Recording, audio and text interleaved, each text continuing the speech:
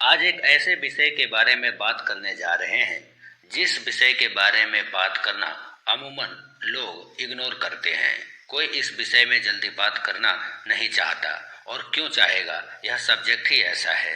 लेकिन आज मैं इसके बारे में बात करूंगा और उम्मीद करता हूं आप लोग इसको सकारात्मक रूप में ही लेंगे।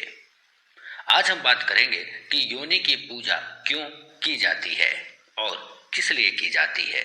अघोर के पंच स्तंभ, जिनमें से एक मैथुन है और जिसमें भी 4 भाग लिंग, योनि, वीर और रज होता है। इस पूरे ब्रह्मांड और सृष्टि की रचना और संचालन का केंद्र ही योनि है और लिंग भी है, जिसमें लिंग शिव और योनि मां शक्ति का प्रतीक है। अघोर के पंचम कारों में होने के कारण योनि ही शक्ति का पुंज है। कई प्रकार की साधनाओं में जहाँ भैरव और भैरवी खुद विराजित होते हैं, वह भी उत्पन्न ऊर्जा केवल भैरवी रूपी स्त्री में ही योनि में संचित होती है, जो कि बाद में भैरव को ससर्ग में प्रदान की जाती है। इसलिए ये कह सकते हैं कि योनि के बिना अघोर तो क्या, इस ब्रह्मांड का संचालन ही नहीं हो सकता।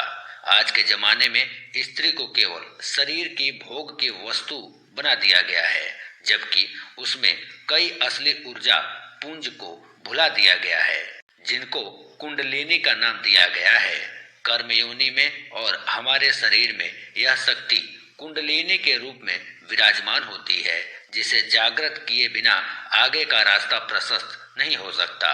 तंत्र शास्त्र में भी स्त्री को मां आदि शक्ति के रूप में देखा जाता है और उसकी देह पूजा मां कामाख्या के रूप में की जाती है, क्योंकि यदि स्त्री को केवल भोग की वस्तु न समझा जाए तो उसी को भैरवी के रूप में साध के आप मां आदि शक्ति के आशीर्वाद के पात्र बन सकते हैं। क्योंकि ब्राह्मी, वैष्णवी और रौद्री, यह तीनों शक्तियां एक त्रिकोण के रूप में हर स्त्री के शरीर में स्थापित होती हैं।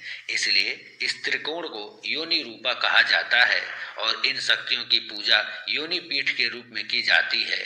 और वास्तव में देखा जाए तो हर स्त्री का शरीर अपने आप में एक योनि पीठ है, जिसके बाएं कोण में ज्ञान शक्ति, दाएं कोण में इच्छा शक्ति और सबसे नीचे वाले कोण में क्रिया शक्ति स्थापित होती है।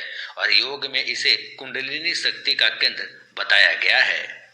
स्त्री को ही पुरुष का भाग्य तक कहा जाता है वेदों में, क्योंकि जिस स्त्री की योनि का ऊर्जा पुंज उसकी कुंडलिनी को जितना उच्च स्तर का करेगा, वो और उसके संपर्क में आने वाले सदस्य उतने ही उच्च भाव में रहेंगे। अब बात करें कि आखिर योनि की पूजा क्यों होती है। योनि पूजा के द्वारा मिलने वाले फलों का लेखन में तो क्या कोई भी नहीं कर सकता, फिर भी कुछ बिंदु अवश्य बताऊंगा।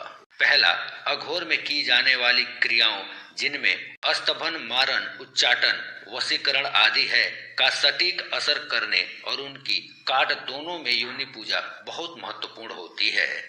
दूसरा है किसी भी प्रकार के कीलन के भेदन में। तीसरा है कुंडलिनी जागृत करने में। चौथा है विभिन्न साधना और तांत्रिक क्रियाओं के फल प्राप्ति में। पांचवा, उच्च कोटि की सिद्धियों की प्राप्ति में। छठा, सूक्ष्म शरीर के संचालन और उच्च कोटि में। सातवां, अपने व्यवसाय, परिवार या समाज में प्रसिद्धि या स्वयं को उच्च करने हेतु। आठवां, शारीरिक, मानसिक और आर्थिक कष्टों के सटीक और शीघ्र निवारण हेतु। और भी बहुत से कारण हैं जिनको गुप्त रखना बहुत जरूरी है। इसलिए योनि की पूजा क्यों की जाती है, उसके सिर्फ यही 8 बिंदु आज हम आपको बताएंगे। तो दोस्तों, इसलिए योनि पूजनीय है और उम्मीद करता हूँ इस वीडियो को आप सकारात्मक रूप से ही ग्रहण करेंगे।